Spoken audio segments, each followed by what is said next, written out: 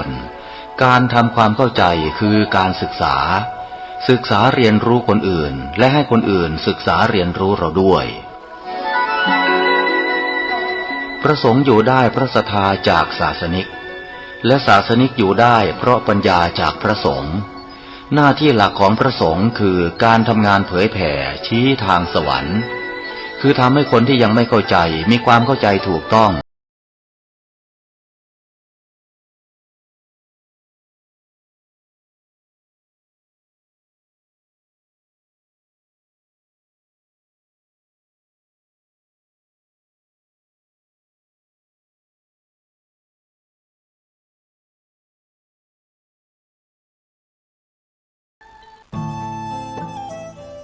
ท่านกำลังติดตามรับฟังสถานีวิทยุกระจายเสียงพระพุทธศาสนาแห่งชาติและสังคม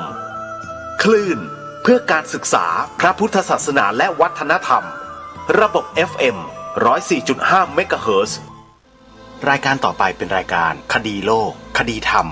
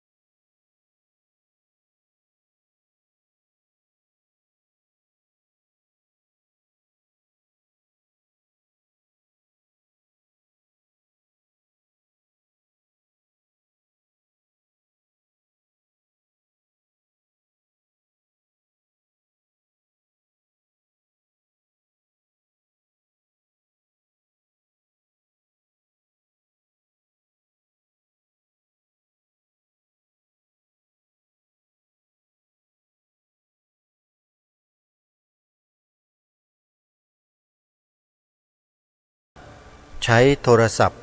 มือถือระบบ Android ดาวน์โหลดแอปพลิเคชันที่ชื่อว่าวิทยุพุทธศาสนาทั่วไทย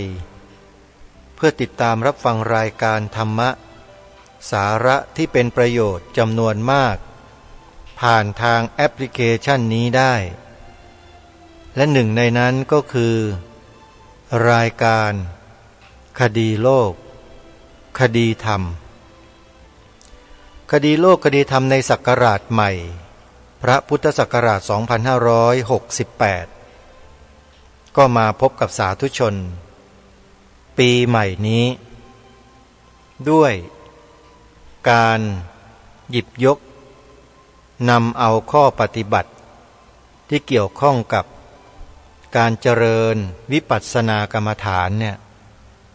มามอบให้กับสาธุชนกันตั้งแต่ต้นปีเลย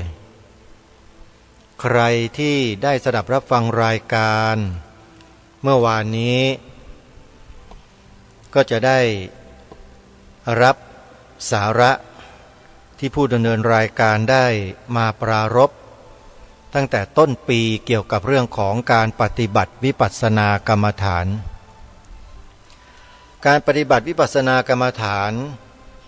เหมือนกับการลงสู่ภาคสนามของการศึกษาเรียนรู้ธรรมะของพระสัมมาสัมพุทธเจ้าการเรียนเป็นเพียงแค่การเทียบเคียงดูเท่านั้นแต่ยังไม่สามารถสัมผัสความจริงได้แต่การลงมือปฏิบัติด้วยการเดินจงกรมนั่งสมาธิพิจารณาอิริยาบถใหญ่น้อยทั้งหลายทั้งปวง ให้อยู่ในอาการหรืออารมณ์ที่เป็นปัจจุบันอย่างต่อเนื่องตรงนี้แหละจะทำให้คนเรานั้นได้เข้าใจธรรมชาติที่แท้จริงของรูปและนาม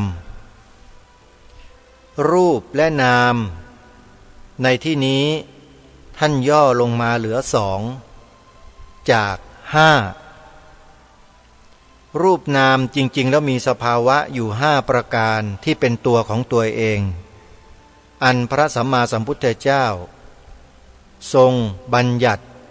ให้เราได้รู้เรียกขานกันเข้าใจในที่นี้ก็คือขันธ์ห้าขันธ์ห้าไม่ใช่ดอกไม้ธูปเทียนข้าวตอกเหมือนอย่างที่เราเข้าใจกันในอดีตไม่ใช่ขันธ์ห้าในที่นี้คือรูปขันธ์เวทนาขันธ์สัญญาขันธ์สังขารขันธ์และวิญญาณขันธ์มีอยู่5ประการเรียกว่าขันธ์ห้าขันธ์ห้าหาใช่สัตว์บุคคลตัวตนเราเขาไม่ใช่อัตตาตัวตนเราเขาชื่อนั้นนี้ตำแหน่งหน้าที่ไม่มีเมื่อพูดถึงขันธ์ห้าแล้วจะไม่มีอะไรที่เป็นสมมุติบัญญัตินอกเหนือไปจากนี้คือความไม่มีแต่ที่มีก็เพราะมนุษย์เรานี่แหละเป็นผู้กำหนดเป็นผู้บัญญัติขึ้นมาเองกำหนดและบัญญัติขึ้นมาแล้วมนุษย์ก็ไปยึดมั่นถือมั่นกันเองพากันไปยึดมั่นถือมั่นเป็นตุเป็นตะว่ามันจะเป็นจริงของจริงอะไรจริงกันไปหมดทุกคนก็เลยไปจริงจังอยู่กับสิ่งสมมุติแล้วจริงจังกันทั้งโลกเลยโลกเขายึดถือสมมุติเป็นหลักไม่ได้ยึดถือความจริงที่แท้จริงเป็นหลักโลกก็เลยวุ่นวายไปตามสมมุติเหล่านั้นไม่หยุดไม่หย่อนสิ่งเหล่านี้พระสัมมาสัมพุทธเจ้าตรัสเรียกว่าวัฏฏะวัฏฏะแปลว่าวนหาเบื้องต้นไม่ได้หาเบื้องปลายไม่เจอมันวนอยู่อย่างนั้นแหละเหมือนงูกินหางโยมวนไปวนมาอยู่อย่างนั้นเวียนว่ายตายเกิดอยู่อย่างนั้นอันนี้ว่าโดยภพภูมินะว่าโดยชาตินี้ชาติหน้าที่เขาสมนี่ก็สมมุติขึ้นมาอีกเหมือนกันแต่ถ้าไม่สมมุติขึ้นมาเราก็เข้าใจไม่ได้องค์สมเด็จพระสัมมาสัมพุทธเจ้าจึงต้องทรงบัญญัติสมมุติขึ้นมาเพื่อให้เราเข้าถึงความจริงโดยอาศัยสมมุติเหมือนเราจะข้ามไปฝั่งโน้นฝั่งที่เป็นอมตะเราอยู่ฝั่งที่เป็นสมมุติเราก็ต้องอาศัยสมมุตินี่แหละข้ามไปไอ้สมมุติที่ว่านี้ก็คือเรือเราก็ต้องอาศัยเรือพระสัมมาสัมพุทธเจ้าก็ทรงสร้างเรือไว้ให้แก่พวกเราได้ขี่ข้ามห้วงมหาสมุทรอันกว้างไกลเวิงว้างไปสู่ฝั่งโน้นหลายคนข้ามไม่ถึงเรือแตกถูกปลาถูกตะเข้ถูกสัตว์น้ำใหญ่โตกลืนกินกลางทะเลก็หมดบางคนก็ถูกนกยักษ์คาบเกี่ยวเอาไปกินเป็นเหยื่อก็มีไปไม่รอดอันนี้ก็เป็นอุปมาอุปไมยทั้งนั้นแหละโยมไม่ใช่ของจริงหรอก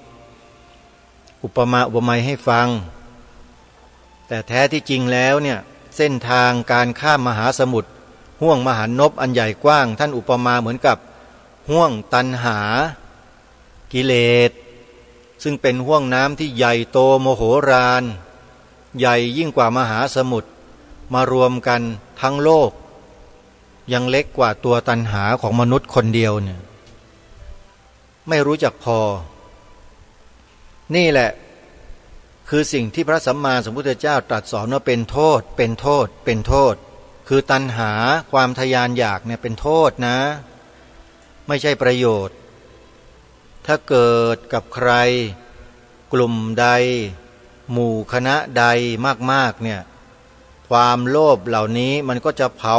ผลาญทุกสิ่งทุกอย่างวอดวายหมดเลยไปอยู่ในป่าก็ทำลายป่าจนเรียบไม่มีเหลือกลายเป็นทะเลทรายไปอยู่ในแม่น้ำก็ทำน้ำเน่าเสียใช้งานใช้การดื่มกินบริโภคไม่ได้ไปอยู่ในที่ใดๆก็ตามที่นั้นก็ไม่เจริญมีแต่เสื่อมลงเสื่อมลงธรรมชาติที่ดีงามก็ถูกทำลายลงทำลายลงนี่คือตัณหาที่ครอบงำจิตของมนุษย์คนนั้นหมู่นั้นคณะนั้นกลุ่มนั้นขบวนการนั้นไปอยู่ที่ไหนก็ทำแต่ความเสียหายให้เกิดขึ้นกับโลกใบนี้พระสัมมาสัมพุทธเจ้าเมื่อทรงอุบัติขึ้นมาก็มาตรัสชี้แนวทางให้มนุษย์ที่ไม่ต้องการจะให้โลกนี้เสื่อมสลายเสียหายย่อยยับก็ให้ขจัดต้นเหตุของปัญหานั้นให้ราบคาบและพระองค์ก็ทรงเสนอแนวทางให้แนวทางเดียวเป็นแนวทางเอกพระองค์ทรงสมมุติชื่อบัญญัติขึ้นมาว่าโพธิปักขิยธรรม37ประการทางรายการคดีโลกคดีธรรมย้ำในเรื่องของโพธิปักขิยธรรม37ประการเนี้ยบ่อยมากเพราะโพธิปักขิยธรรม37ประการนี้แหละทำให้โลกสงบร่มเย็นเป็นธรรมะคือธรรมชาติกลับฟื้นคืนมาได้จริงญาติโยมจะสังเกตเห็นถ้าใครมีโอกาสขึ้นเครื่องบินอยู่บนท้องฟ้าเนี่ยพยายามนั่งที่บริเวณข้างๆหน้าต่างเครื่องบินแล้วพยายามมองลงมาที่พื้นดินนะโยมและในเวลานั้นที่ญาติโยมอยู่บนท้องฟ้าคือในช่วงเดือนกุมภาพันธ์มีนาคมเมษายนเนี่ยโยมมองลงมาก็จะเห็นต้นไม้เขียวเป็นหย่อมๆเขียวเป็นหย่อมๆพื้นที่ส่วนมากจะเป็นสีเหลืองๆแห้งๆนะในหลายพื้นที่จำนวนกว้างขวางใหญ่โตที่เขียวๆที่เราเห็นกันเป็นหย่อมๆเนี่ย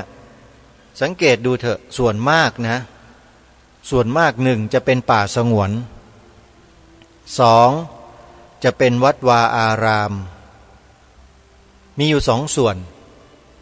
ที่เมื่อสังเกตแล้วจะเห็นเป็นสีเขียวทำไม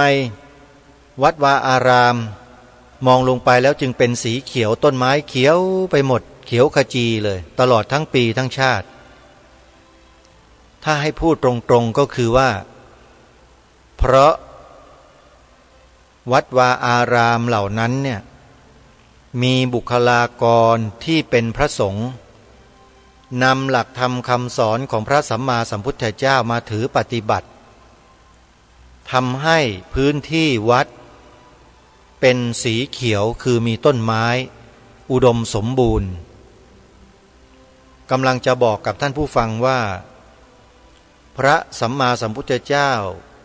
ทรงอุบัติขึ้นมาในโลกก็เพื่อที่จะทำให้มนุษย์ในโลกนี้รู้จักคุณค่าของธรรมชาติไม่ทำลายธรรมชาติพระองค์จึงทรงบัญญัติสิกขาบทต่างๆธรรมะข้อต่างๆขึ้นมาซึ่งมีผู้ได้รวบรวมเรียกเรียงไว้ 84,000 พระธรรมขันธ์เนี่ย ล้วนแล้วแต่เป็นไปเพื่อการอนุรักษ์ธรรมชาติทั้งสิ้นธรรมชาติและสิ่งแวดล้อมภายนอกและภายในแต่ก่อนที่เราจะอนุรักษ์สิ่งแวดล้อมภายนอกพระพุทธเจ้าตรัสสอนให้เหล่าสาวกของพระองค์ท่านอนุรักษ์สิ่งแวดล้อมภายในใจของตนเองก่อนสิ่งแวดล้อมนั้นคืออะไรคือศีลสมาธิปัญญาทำสามสิ่งนี้ให้เกิดขึ้นบริบูรณ์ในกายวาจาใจของเราก่อนการจะทำให้เกิดสมบูรณ์บริบูรณ์ในกายวาจาใจของเราได้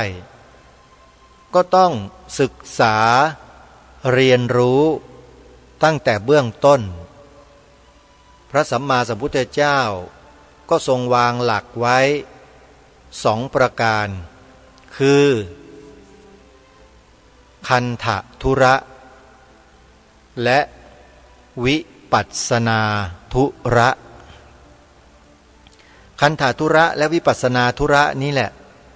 เป็นเหตุเบื้องต้นของการอนุรักษ์รักษาไว้ซึ่งธรรมชาติสิ่งแวดล้อมวัดวาอารามต่างๆจึงอนุรักษ์สิ่งแวดล้อมเป็นหลักคือปลูกต้นไม้ไว้ในพื้นที่บริเวณวัดแล้วไม่มีการโค่นทิ้งทำลายใครก็ตามที่ทำลายต้นไม้ในวัดคนนั้นไม่ใช่คนที่ดีเป็นคนที่มีอกุศลในจิตมากเป็นปกติจริงไม่จริงก็ลองคิดดูสิฮะถ้าคนที่มีจิตเป็นกุศลนะครับไม่ว่าคฤหัสถ์หรือพระก็ตามเห็นต้นไม้ใหญ่ๆอายุเกิน100 ปีเนี่ยบุคคลนั้นเขาจะรักต้นไม้ต้นนั้นจะดูแลประคบประหงมไม่ให้ใครมาทำลายต้นไม้นั้นเด็ดขาดแต่ถ้าตรงกันข้ามเขาจะสั่งตัดต้นไม้นั้นทิ้งทันทีโดยไม่มีเยื่อใยแม้แต่นิดเดียวไม่สนใจพระธรรมวินัยของพระสัมมาสัมพุทธเจ้าที่ทรงบัญญัติสิกขาบทไว้ว่าห้ามภิกษุพรากของเขียวอันนี้ไม่ใช่ของเขียวนะฮะยิ่งกว่าของเขียวธรรมดายิ่งกว่าผักชีผักต้นหอมอีกต้นไม้อายุ100 กว่าปีญาติโยมลองคิดดูถ้ามีพระสงฆ์รูปใดรูปหนึ่งสั่งให้ตัดก็ดีหรือตัดเองก็ดีทำลายลงเนี่ยภิกษุรูปนั้นจะเป็นคนเช่นไรอย่าว่าแต่ภิกษุเลยแม้แต่คฤหัสถ์ญาติโยมจะอยู่ในฐานะอะไรตำแหน่งอะไรก็ตาม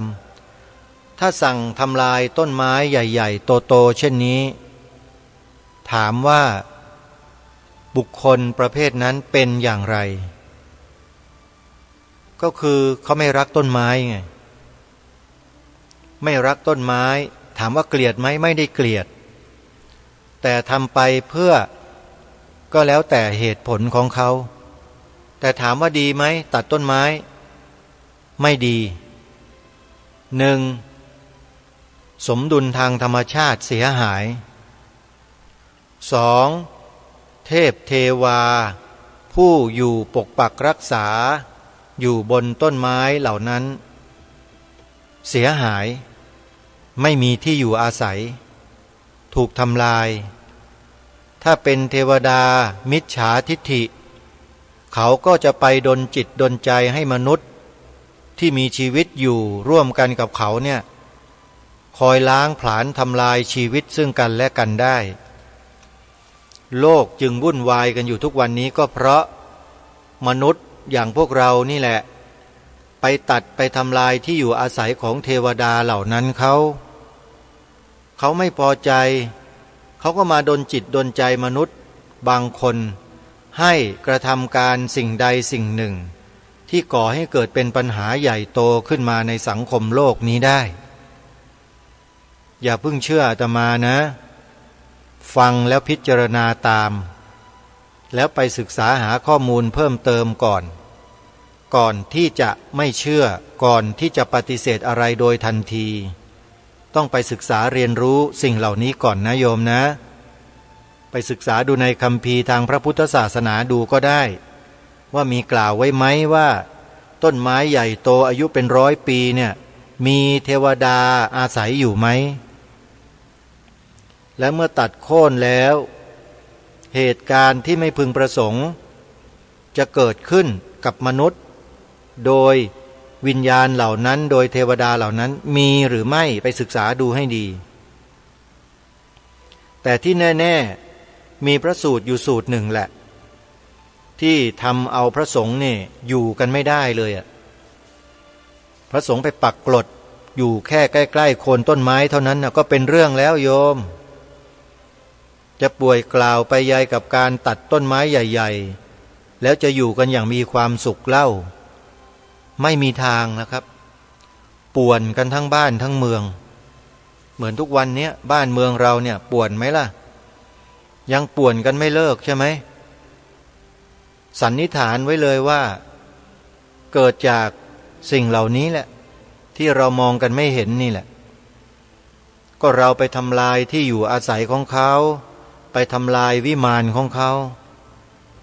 จาตุมมหาราชิการุกขเทวดาเนี่ยมีเขาอาศัยอยู่ตรงนั้นมานานมนุษย์ก็เกิดความรำคาญหรืออะไรก็ไม่รู้แหละ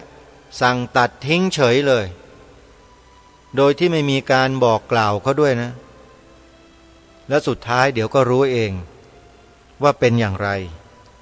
ถึงแม้ว่าคนนั้นจะไม่ถูกกระทำอะไรก็ตามแต่คนอื่นที่เกี่ยวข้องใกล้ชิดด้วยก็จะเกิดเป็นปัญหาขึ้นมาได้นี่แหละ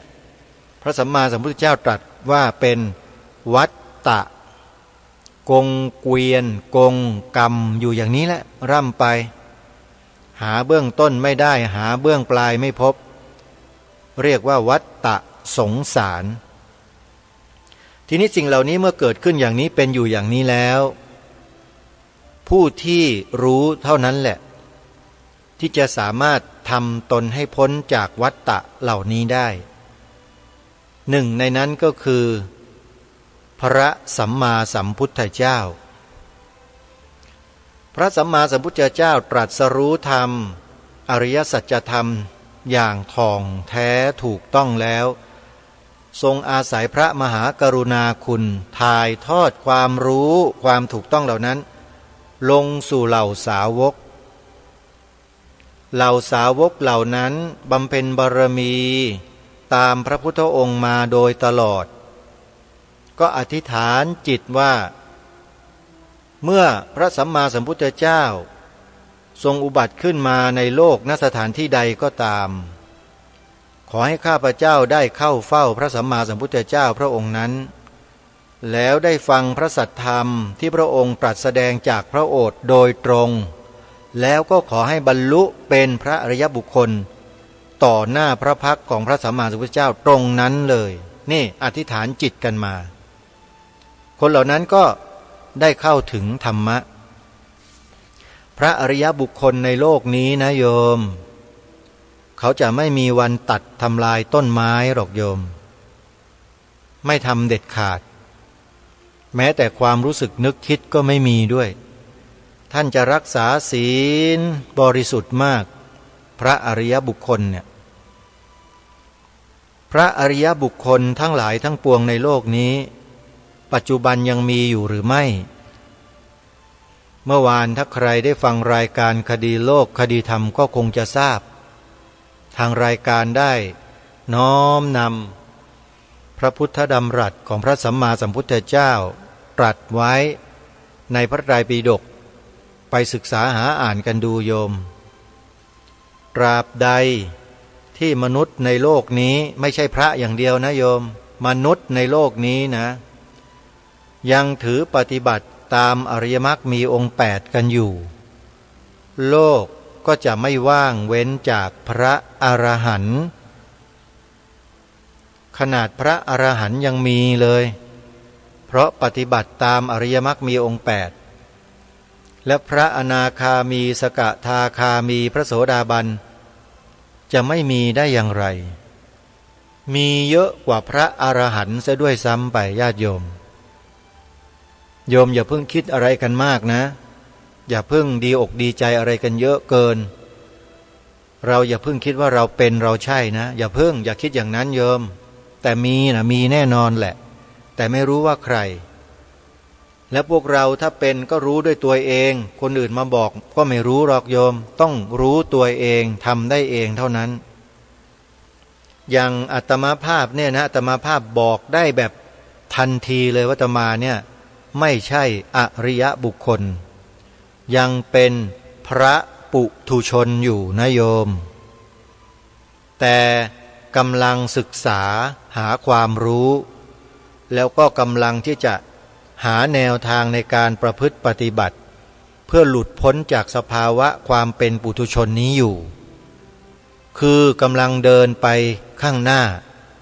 เดินไปหาความรู้ไปเรื่อยๆค่อยๆเก็บเกี่ยวประสบการณ์และความรู้จากการภาวนาที่ตนเองมีความสนใจแล้วก็ทำไปอย่างนี้เรื่อยๆความรู้ก็ค่อยๆเกิดสั่งสมขึ้นเรื่อยๆแล้วหวังว่าสักวันหนึ่งเมื่อมรรคมารวมเป็นสมังคีรวมเป็นหนึ่งเมื่อไหร่เมื่อนั้นก็จะรู้เองแต่ทุกวันนี้ยังไม่ได้รวมโยมเพราะสมาธิยังไม่เป็นเอกคตาจึงยังไม่สามารถจะเข้าไปสืบค้นต้นเหตุของปัญหาทั้งหลายทั้งปวงอย่างชัดแจ้งได้เมื่อไม่สามารถเห็นแจ้งได้ก็ดับไม่ได้โยมดับในที่นี้ก็คือสภาวะนิพพานนะยังดับไม่ได้เพราะยังไม่เห็นแจ้งเมื่อเห็นแจ้งเมื่อไหร่นั่นแหละก็จะรู้ด้วยตัวเองคนอื่นไม่สามารถที่จะบอกเราได้หรือจะทำให้เราเป็นอย่างนั้นไม่ได้เราต้องทำเองทั้งสิ้นย้ำนะไม่มีใครทำให้เราบรรลุธรรมได้นะนอกจากเราจะภาวนาพิจารณาศึกษาในข้อธรรมชาติเหล่านั้นด้วยตัวของเราเองเห็นประจักษ์ด้วยตัวของเราเองเท่านั้นเพราะฉะนั้นเมื่อสักครู่นี้ได้กล่าวถึงเรื่องของธรรมชาติป่าไม้ว่าเมื่อถึงระยะเวลาหนึ่งที่เรามีโอกาสบินขึ้นสู่ท้องฟ้าด้วยเครื่องอากาศยานใดก็แล้วแต่ในช่วงเดือนกุมภาพันธ์มีนาคมเมษายนเนี่ยซึ่งเป็นช่วงฤดูแล้งเนี่ยนะมองลงมาบนพื้นดินก็จะเห็นต้นไม้เขียวเป็นหย่อมนั่นคือวัดกับป่าอนุรักษ์ที่มีการรักษากันไว้ที่หยิบยกตรงนี้ขึ้นมาเพื่อจะบอกกับพวกเราว่าบุคลากรในพระพุทธศาสนาของเราโดยเฉพาะพระภิกษุสงฆ์เนี่ยเป็นผู้ที่ศึกษาพระธรรมคำสอนของพระสัมมาสัมพุทธเจ้ามาอย่างเพียงพอและพอเพียงจึง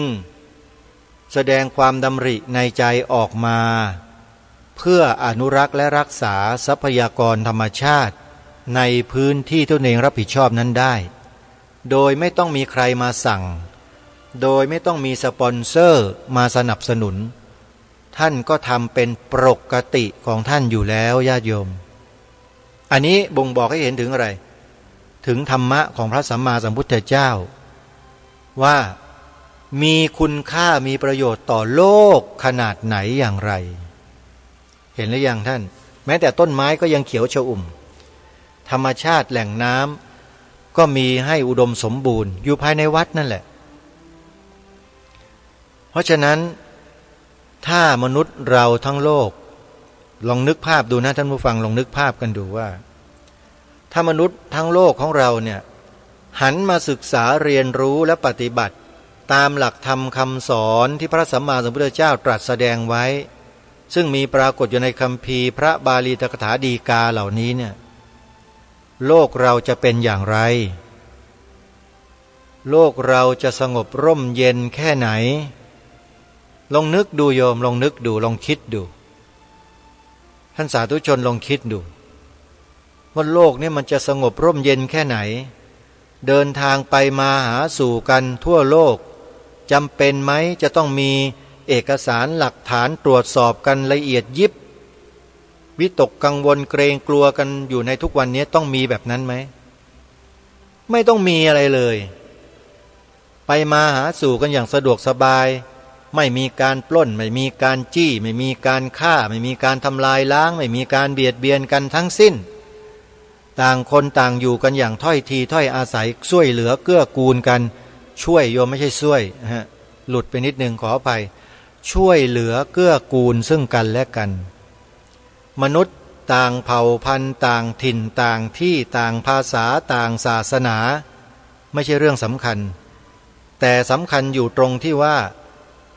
ยึดถือหลักการที่ถูกต้องตรงกันหรือไม่และหลักการที่ถูกต้องตรงกันแล้วเป็นประโยชน์ต่อมนุษย์ด้วยกันที่ดีที่สุดในโลกคืออะไรล่ะหลักการไหนหลักพระธรรมวินัยของพระสัมมาสัมพุทธเจ้าเท่านั้นกล่าวว่าเท่านั้นอีกแล้ว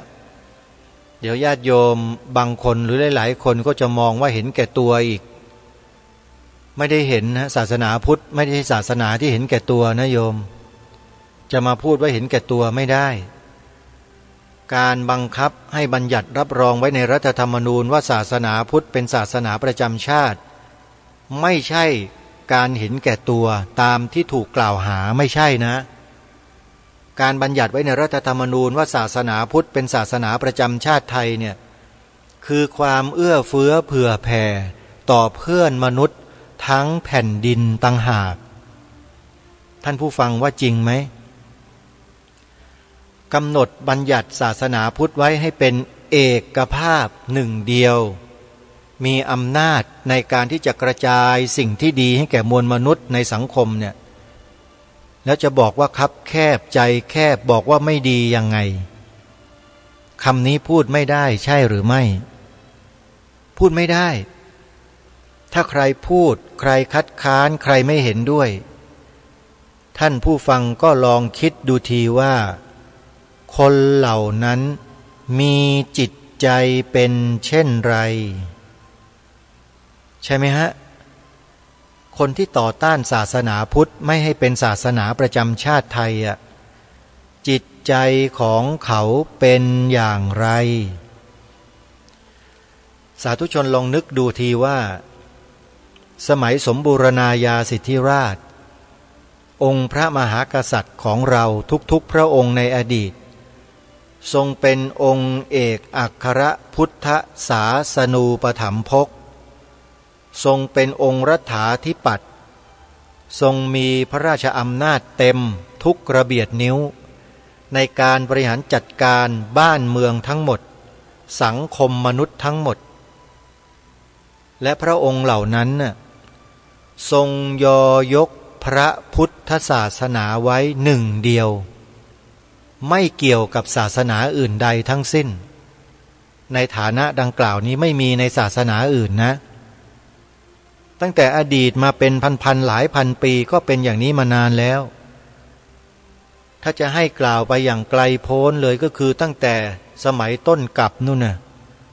พระพุทธเจ้ากุกุสันโธโกนาคมโนกัสสโปจนกระทั่งถึงโคตโมของเราพระองค์นี้ชนเผ่าไทยเราบนผืนแผ่นดินตรงเนี้ยยอมรับนับถือพระพุทธศาสนามาตั้งแต่ดึกดำบรรพ์เมื่อหลายล้านปีมาแล้วอันนี้กล่าวไปถึงนู่นเลยนะสมัยพระพุทธเจ้ากุกุสันโธนู่นตั้งแต่พุทธันดรแรกที่โลกใบนี้อุบัติขึ้นมาเกิดขึ้นมาในจักรวาลเนี่ยมีมนุษย์ในโลกที่ได้ฟังพระธรรมคำสอนแล้วได้บรรลุธรรมของพระพุทธเจ้าที่ทรงมีพระนามว่าพระกุกุสันทะหรือกุกุสันโธพุทธันดรแรกมาแล้วก็ต่อเนื่องมาพุทธันดรที่สองต่อเนื่องมาพุทธันดรที่สามแล้วก็ต่อเนื่องมาถึงพุทธันดรที่สี่ก็คือที่เรากำลังได้รับพระธรรมคำสอนกันอยู่ในปัจจุบันจากพระสัมมาสัมพุทธเจ้าพระองค์นี้คือพระโคตโมสัมมาสัมพุทธเจ้า เพราะฉะนั้นสืบกันมาตลอดแผ่นดินนี้ลองขุดลงไปลึกลงไปสิฮะเจอแต่ซากปรักหักพังที่เกี่ยวข้องกับพระพุทธศาสนาทั้งนั้นเลยตั้งแต่ใต้สุดจนกระทั่งเหนือสุดของแผ่นดินไทยเนี่ยออกสุดตะวันตกสุดขุดลงไปก็เจอแต่ซากพุทธสถานทั้งนั้นจริงหรือไม่จริงนี่คือสิ่งที่สามารถพิสูจน์ทราบได้ว่าแผ่นดินไทยผืนนี้เป็นแผ่นดินพระพุทธศาสนาไม่ใช่แผ่นดินของศาสนาอื่นคนศาสนาอื่นจะมาขี้ตู่ว่าเป็นแผ่นดินของตนไม่ได้กล่าวผิดสภาวะตามความเป็นจริงอันนั้นก็จะเข้าข่ายกล่าวปดมดเท็จหลอกลวงผู้อื่นคนกล่าวปดมดเท็จหลอกลวงผู้อื่นด้วยวาจาผิดศีลโยมญาติโยมเป็นการกระทำที่ผิดศีลนะศีลข้อ4ใน5ข้อมุสาวาทาเห็นไหมฮะกล่าวผิดแต่รายการคดีโลกคดีธรรมพาให้พวกเราทุกคนทุกท่านนั้นกล่าววจีสุจริตคือความจริงที่ว่าพระพุทธศาสนาเป็นศาสนาประจำชาติไทยของเราและสีขาวในธงชาติไทยหมายถึงพระพุทธศาสนาเท่านั้นนี่แหละคือวจีสุจริตใครกล่าว2ประโยคนี้ชื่อว่ากล่าวด้วยวจีสุจริตถ้าใครกล่าวนอกเหนือจากนี้เป็นวจีทุจริตโดยเฉพาะกล่าวตรงกันข้ามไม่ว่าด้วยกรณีใดก็แล้วแต่เป็นวจีทุจริตผิดศีลคนที่ทำผิดศีลเนืองบ่อยๆทำซ้ำๆเนี่ยโยมดีไหมคนพวกนั้นผิดศีลบ่อยๆเป็นคนดีหรือเปล่าโยมไม่ดีเมื่อเป็นคนไม่ดีพระพุทธเจ้าตรัสสอนเราว่าอย่างไรในมงคลสูตรนะอเสวนาจะพาลานังใช่หรือไม่คบไม่เสพกับคนพาลในที่นี้ก็คือคนที่ทำผิดศีลเนี่ยโยมกล่าววจีทุจริตคือการกระทำผิดศีลเนืองๆบ่อยๆพระสัมมาสัมพุทธเจ้าตรัสสอนไว้เลยว่าอเสวนาจะพาลานังแล้วก็ตรัสต่อไปว่าบัณฑิตานันจะเสวนาให้คบเสพกับบัณฑิตผู้ที่ทรงศีลมีศีลเห็นไหมเล่านี่คือสิ่งที่พระสัมมาสัมพุทธเจ้าตรัสสอนเราไว้อาตมาไม่ได้พูดเองนะฮะเพราะฉะนั้นขอให้เรามั่นใจตัวเรากันทุกคนทุกท่านว่าเรายืนหยัดอยู่บนจุดยืนที่ถูกต้องดีงามแล้วเราไม่ใช่ผู้ทำลายแต่เป็นผู้สืบสารรักษาต่อยอดสิ่งที่บรรพชนเราได้สืบสารรักษาต่อยอดกันต่อกันมาก็คือสิ่งที่พาพวกเรากล่าวไป2ประโยคเมื่อสักครู่นี้แหละเป็นความจริงแท้ของประเทศนี้นี่คือสิ่งที่เราสามารถร่วมแรงร่วมใจกันทำรงรักษากันไว้ได้ช่วยกันเผยแพร่ได้ช่วยกันรณรงค์ปลูกฝังให้เป็นจิตสำนึกแก่เด็กและเยาวชนคนไทยของเราทั่วทั้งแผ่นดินได้และผู้ที่จะทำได้ดีที่สุดก็คือพระสงฆ์เรานี่แหละเป็นผู้สอนไงฮะ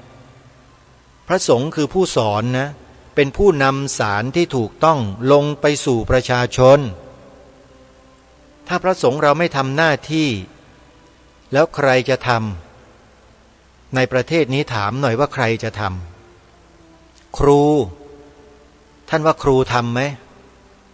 ครูที่อยู่ในระบบการเรียนการสอนในกระทรวงทบวงกรมอยู่เนี่ยท่านว่าเขากล้าทำไหม แล้วท่านทราบไหมว่าทำไมเขาไม่กล้าทำเพราะอะไรท่านต้องศึกษาเรียนรู้กระบวนการจัดการเหล่านี้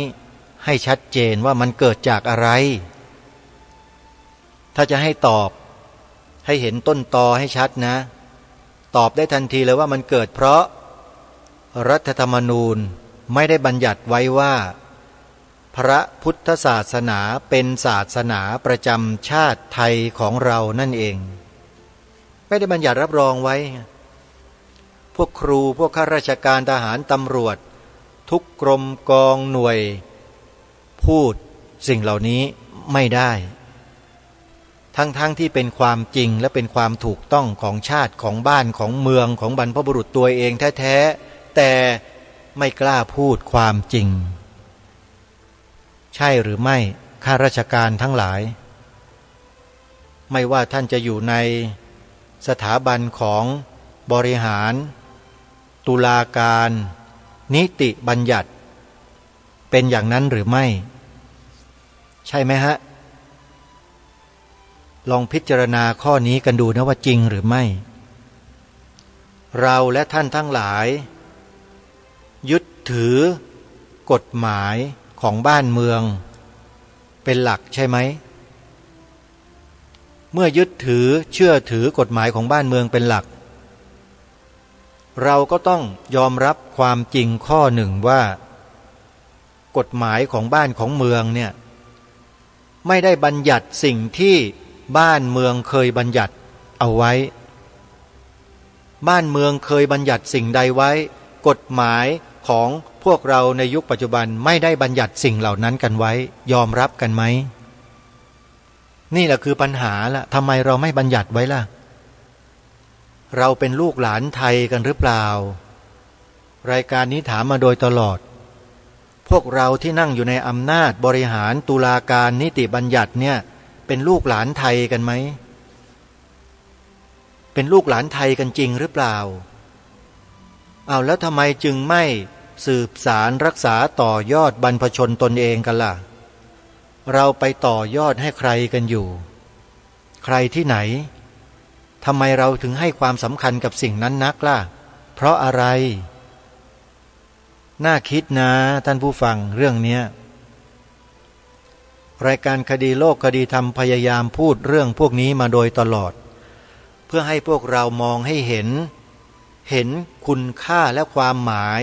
ที่แท้จริงของความเป็นประเทศไทยของเราหรือความเป็นไทยของเราเราไม่ได้เป็นทาสใครนะเราเป็นไทยนะ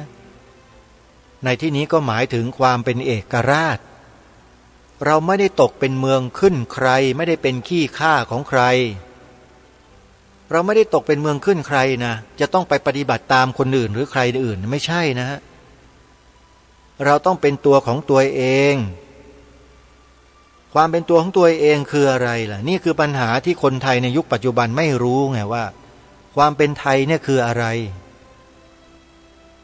อันนี้คือปัญหาทางรายการจึงต้องมาพยายามที่จะพูดย้ำซ้ำแล้วซ้ำอีกให้พวกเราเนี่ยเกิดจิตสำนึกในข้อนี้กันให้ได้ในตำรับตำราเรียนนะไม่ต้องไปหาอ่านหรอกเขาไม่มีเขียนไม่มีกล่าวไว้อย่างนี้หรอกท่านเพราะเขาตกอยู่ภายใต้อำนาจลัทธิของความเชื่ออีกแบบหนึ่ง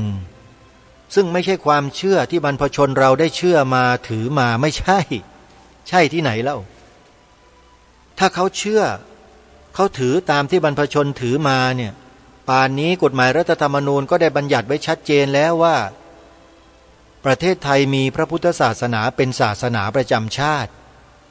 ถ้าเขาเชื่อถือมาตั้งแต่ต้นนะเขาก็ใส่ไปตั้งนานแล้วแต่ตั้งแต่ต้นคือตั้งแต่เปลี่ยนแปลงการปกครองมา2475เขาไม่ได้เชื่อเขาไม่ได้ศรัทธาไปมาศึกษาหาข้อมูลในเชิงลึกปรากฏว่าคนที่อยู่ในคณะราษฎรไม่ได้นับถือศาสนาพุทธด้วยซ้ำไปท่านเห็นหรือยังว่าอะไรเกิดขึ้นกับบ้านเมืองเราตั้งแต่เปลี่ยนแปลงการปกครองมาเนี่ยและรายการนี้ก็ท้าทายท่านผู้ฟังที่มีข้อสงสัยที่มีความไม่เชื่อในสิ่งที่ผู้ดำเนินรายการพูดเนี่ย ให้ไปดูคลิปใน YouTube ไปดูหลักฐานตรงนั้นแล้วท่านจึงจะมาต่อว่ารายการนี้ให้ท่านไปดูก่อนเขานำเอาหลักฐานที่เป็นหลักฐานความจริงที่ถูกปกปิดซ่อนเร้นไว้ตั้งหลาย10 ปีนะมาเปิดเผยอยู่ในรายการใน YouTube นะท่านจดไว้นะจดชื่อไว้จดไว้แล้วท่านไปดูแล้วขอหลักฐานจากพวกเขาได้ด้วยเขาพร้อมที่จะมอบให้ทันทีเลยติดต่อเขาได้โดยตรงเลยกลุ่มนี้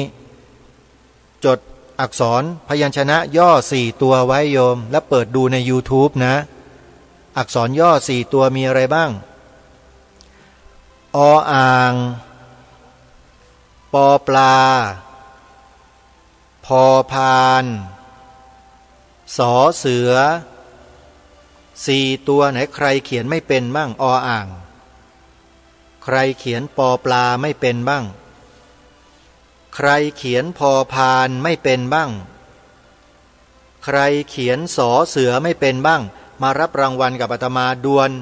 เดี๋ยวจะให้รางวัลโยมใครเขียนไม่เป็นเนี่ยเขียนเป็นทุกคนแหละพวกทุกคนเรียนกอไก่ขอไข่ขอขวดคอควายคอคนขอระฆังงองูจอจานชอฉิงชอช้างซอโซ่ชอกระเชยยอหญิงดอชดาตอประตักตอฐานทอนามโททอพระเท่านอเนนจนถึงหอนกคู่กันมาแล้วใช่ไหมเราย่อมเขียนเป็นกันอยู่แล้วคนไทยเป็นเอกราชไม่ได้เป็นทาสใครภาษาก็เป็นของบรรพชนเราทั้งนั้นที่สร้างขึ้นมาหมดลายสื่อไทยไงเล่าเห็นไหมภูมิใจไหมเนี่ยจริงๆนะภูมิใจมากเลยอาตมาที่ไม่ได้ตกเป็นทาสใครนี่ต้องระลึกนึกถึงบุญคุณของบรรพชนเรานะที่ใช้เลือดทาแผ่นดินรักษาสิ่งนี้ให้เราไว้เนี่ยพวกเราต้องนึกถึงบุญคุณของท่านจะนั่งกันเฉยๆนิ่งๆอมพนำไม่พูดไม่กล่าวไม่แสดงอะไรออกมาเลยเนี่ยอาตมภาพแล้วก็ญาติโยมจำนวนมากที่ฟังรายการทำไม่ได้จริงๆจะต้องช่วยกันญาติโยมศักราชนี้ปีพระพุทธศักราช2568นะล่วงมาอีก1 ปีแล้ว67ผ่านไปแล้วโยมปี68อีกแล้วถามว่า67กับ68มันต่างกันยังไงมันก็ต่างกันที่ตัวเลขแค่นั้นแหละคือ7กับ8ใช่ไหมถ้าถามว่าอย่างอื่นมีอะไรเปลี่ยนแปลงไหมโยมมันก็เหมือนเดิมอะเราก็ยังมีตาหูจมูกลิ้นกายใจเหมือนเดิมจิตใจมันก็ยังคิดฟุ้งซ่านในบางเรื่องบางราวอยู่เหมือนเดิมบางครั้งก็สงบบางคำรบมันก็ฟุ้งซ่านบางครั้งมันก็รำคาญบางทีมันก็เบื่อหน่ายบางทีมันก็สนุกสนานมันก็ปะปนสะสมปนเปกันไปอย่างนี้แหละอารมณ์ของคนเราเนี่ยมันก็เหมือนเดิมใช่ไหมแต่ต่อไปนี้จะไม่เหมือนเดิมถ้าพวกเรามาร่วมแรงร่วมใจกันจับมือประสานใจกันช่วยทำในสิ่งที่บรรพชนได้สืบสารรักษาต่อยอดมาไว้ดีแล้วนี้เนี่ยให้เป็นที่ปรากฏให้เป็นที่ปรากฏนะเป็นรูปธรรมจับต้องได้และสามารถอ้างไปบูรณาการให้เกิดเป็นประโยชน์ต่อสังคมประเทศชาติบ้านเมืองได้ในที่นี้ก็คือบันทึกจารึกไว้เป็นลายลักษณ์อักษรในกฎหมายรัฐธรรมนูญว่าประเทศไทยมีพระพุทธศาสนาเป็นศาสนาประจำชาติศาสนาพุทธเป็นศาสนาที่ดีที่สุดในโลกปราศจากการเบียดเบียนโดยประการทั้งปวงถ้ากรณีนี้ที่เรารณรงค์นี้มีคนไปกล่าวหาพวกเราว่าสร้างความแตกแยกกล่าวหาว่าบัญญัติไว้แล้วจะไปเบียดเบียนคนศาสนาอื่นคนพวกนั้นน่ะตอแหลกราบขอขมาครูบาอาจารย์ทุกรูปขอขมาญาติโยมทุกท่านที่ใช้คำนี้เพราะคนพวกนี้ไม่ใช่คนดีฮะไม่ใช่เลยฮะถ้าคนดีจะไม่ปฏิเสธจะไม่พูดโกหกหลอกลวงเช่นนี้เขาจะยกมือสาธุและอนุโมทนาตลอดกาลแต่คนที่พูดตรงกันข้ามเมื่อสักครู่นี้ไม่ใช่คนพวกนี้มีอะไรที่อยู่เบื้องหลังชัดเจนท ทำให้เขาแสดงออกมาต่อต้านในลักษณะเช่นนั้นท่านผู้ฟังเพราะฉะนั้นเราอย่าไปหลงคารมคนพวกนี้เด็ดขาดเราจะรักษาชาติไว้ไม่ได้ถ้าเราไปเชื่อคนพวกนี้แผ่นดินนี้บ้านนี้เมืองนี้บรรพชนเรารักษาสืบสารต่อยอดมาด้วยหลักธรรมคำสอนของพระสัมมาสัมพุทธเจ้าไม่ใช่ศาสนาอื่นนะประชุมประกาศรัชกาลที่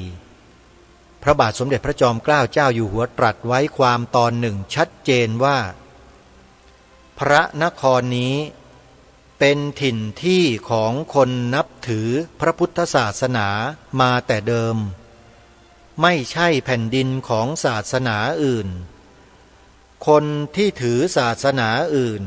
มาแต่อื่นก็ดีอยู่ในเมืองนี้ก็ดีจะโทมนัสน้อยใจด้วยริษยาแก่พระพุทธศาสนา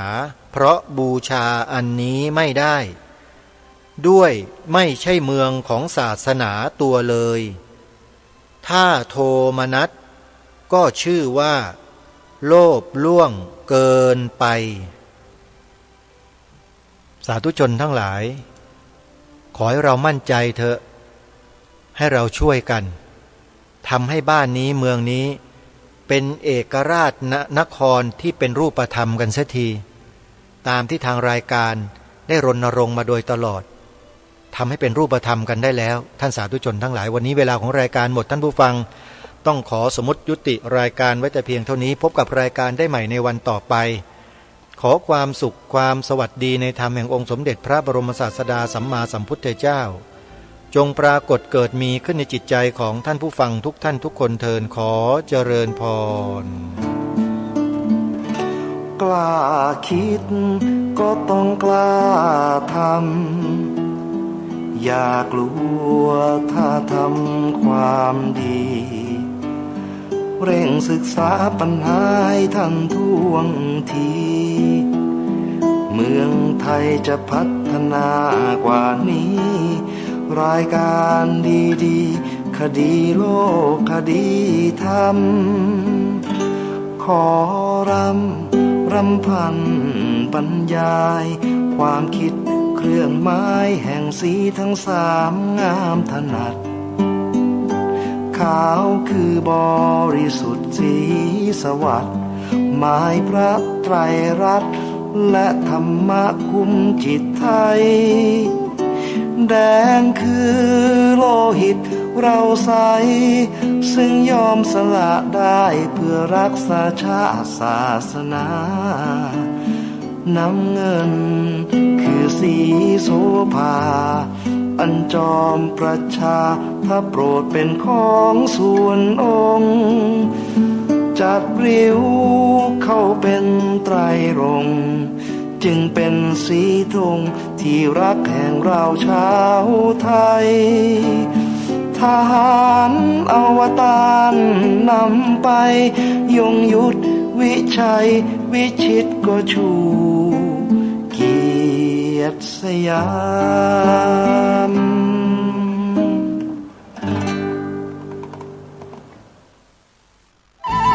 ที่จบไปแล้วนั้นเป็นรายการคดีโลกคดีธรรมดำเนินรายการโดยพระครูปลัดณรงค์ฤทธิ์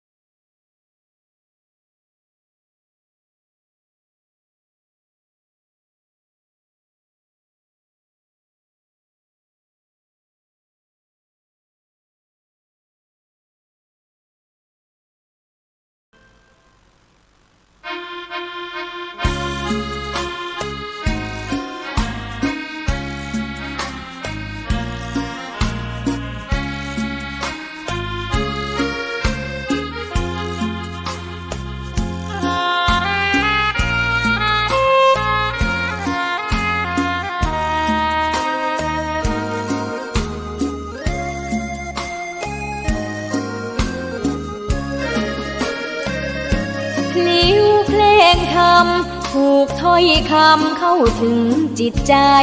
ฟังรายการวิทยุเสียงใสส่งถึงใจไปสู่ปลายนาสารธรรมน้อมนำมองพระศาสดาบอก